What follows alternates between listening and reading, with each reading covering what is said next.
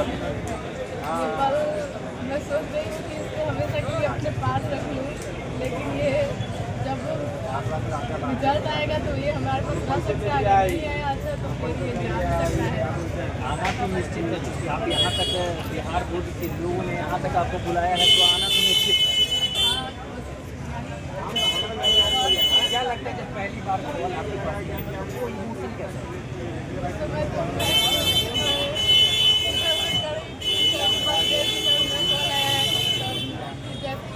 Call आ गया कि हाँ आइए यहाँ पे साइनिंग करना था, मैं आ गई आ गई साथ हमने कर डॉक्यूमेंट बोला गया कि मुझे 10 बजे यहाँ पे आना है, 7 बजे मैं घर से घर के साथ निकली और यहाँ पर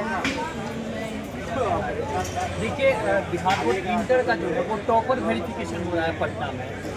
ये आए थे, अंदर गए आप क्या मतलब क्या कुछ पहले तो वहाँ पे गए तो साइन के बाद थोड़ी देर बैठे, तब जाकर मुझे कैमरा के सामने अपना परिचय देना पड़ा। फिर उसके बाद मुझे इंटरव्यू के लिए जाना पड़ा। इंटरव्यू वाले ने वहाँ पे सारे सब्जेक्ट के अलग अलग टीचर बैठे हुए थे। मैं तो हिस्ट्री पॉलिटिकल जियोग्राफी और हिंदी इंग्लिश था और सारे सब्जेक्ट के पास टीचर थे और मेरा भाई था वो सब और मुझे ले जाया गया।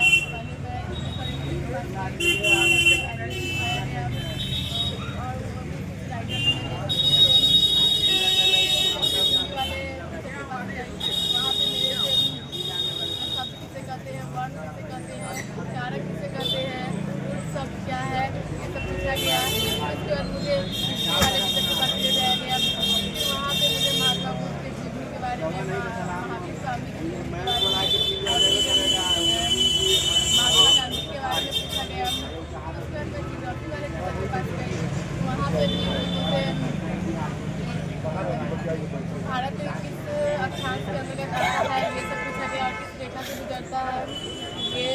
और फिर पॉलिटिकल वाले के यहाँ गई तो संविधान किसे कहते हैं, राष्ट्रीय नीति तक क्या है और इसका संविधान किसी विभाग के अंतर्गत आते हैं। ऐसे ही करके पूरा लगभग 50 प्रश्न पूछे गए और याद कर सबका। चलिए, इससे भी ज़्यादा जरूरी हो जाता है कि पिताजी का क्या है, जो कि हाजीपुर में केला बेचते हैं, केला बेचते हैं, केला के व्यापारी। अच्छा, क्या लगता था पिताजी आपसे उम्मीद रखते हैं कि क्या जो है वो जैसा कि मैं मैट्रिक में आया था तो हम बोले थे पापा को कि देखिए पापा इंटर में हो सकता है तो अच्छा रिजल्ट आएगा।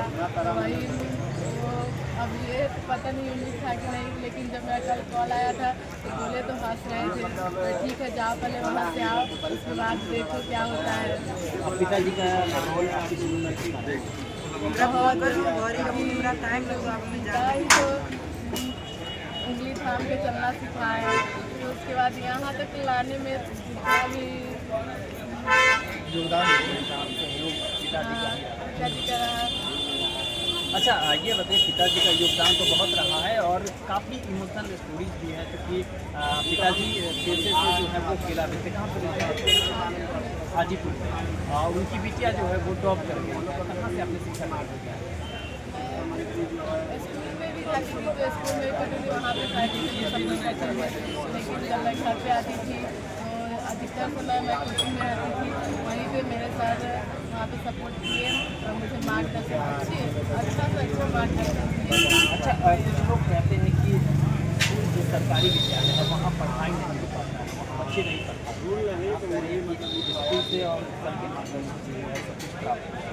से क्या सकते हैं? नहीं, ये बात बिल्कुल गलत है कि हाँ इसमें पढ़ाई नहीं होती, वहाँ पे भी होती है पढ़ाई, बस पढ़ने वाले बच्चे चाहिए। क्योंकि मैं वहाँ पे सारे टीचर आते थे खुद से पढ़ाने, नहीं भी आते थे तो मैं खुद जाकर बुलाकर लाती थी जो मेरा सब्जेक्ट था वो सब्जेक्ट पढ़ाती थी। कौन सा सब्जेक्ट सबसे आपका प्रिय है? मेरा तो सबसे प्रिय सब्जेक्ट कौन है? सर है, कैसा लग रहा है? वो बहुत ही अच्छा लग रहा है कि आज हमारी बच्ची जो है सो यहाँ हम बोर्ड ऑफिस के अंदर में गई और अंदर में इंटरव्यू वगैरह दी है। और हमें जिस तरह का ये इंटरव्यू दी है, हमें आशा नहीं था कि कुछ सबसे पहला हमें लगा नहीं था कि यहाँ तक ये पहुँच पाएगी, कि और सारे बच्चे इसके इर्द गिर्द थे, बट इन सबको पार करके ये खुद अपने आप को आगे ला पाए। और उसके बाद इंटरव्यू की जहाँ तक बात रही, अभी तक वैशाली जिला में एसपी साहब हैं, DM साहब हैं, यशपाल मीणा, ये सब इन लोगों से ये सब लड़ाई जीती है। बट हमें लग रहा था कि पता नहीं कि यहाँ पर कैसे इंटरव्यू ये लोग फेस कर पाएगी। बट जिस तरह से ये अंदर गई और जब इंटरव्यू दे करके जब आई, क्वेश्चन लगातार धर धर धर धर बोल रही थी, हम भी थोड़ा देर में कन्फ्यूज हो गए हम एज अ टीचर कि मैंने जितना सवाल इससे पूछा गया वो सारा का सारा एकदम डायरेक्टली एकदम जो सेव करके आई। लगता है जैसे क्वेश्चन लिखी हुई है, आ रही बता रही, पूरा हिंदी में ये पूछा गया, पॉलिटिकल में ये पूछा गया, हिस्ट्री में ये पूछा गया, इंग्लिश में ये पूछा गया, एकदम कंटिन्यू। तब मेरे को लगा कि नहीं, कहीं ना कहीं जो मैं लगातार मेहनत कर रहा हूँ बच्चे के ऊपर, ये चीज़ें जो है कहीं ना कहीं बच्चे को मेमोरी पावर एकदम हाई कर रहा है। शिक्षक जब पढ़ाते हैं, बच्चा जब उत्तीर्ण हो जाता है और इतना अच्छा मुकाम पा लेता है, कितनी खुशी है। इतना खुशी होता है कि शायद हमें लगता है कि मैं उसको बयां करना बड़ा मुश्किल है। अच्छा, बच्चों को पढ़ाना ये कितना चैलेंजिंग होता है? ये बहुत बड़ा ही चैलेंजिंग है। और हम ये चीज़ें बहुत अच्छा सवाल किए हैं। इस चीज़ के साथ हम एक और बात बताना चाहेंगे कि खास करके जो बच्चे इंटेलिजेंट हैं, सिर्फ उस पर फोकस न करके जो नॉर्मल क्लास के बच्चे हैं, उसके लिए भी कुछ स्ट्रेटेजी आप तैयार कीजिए ऐसा कि उनका भी रिजल्ट गड़बड़ था, है ना।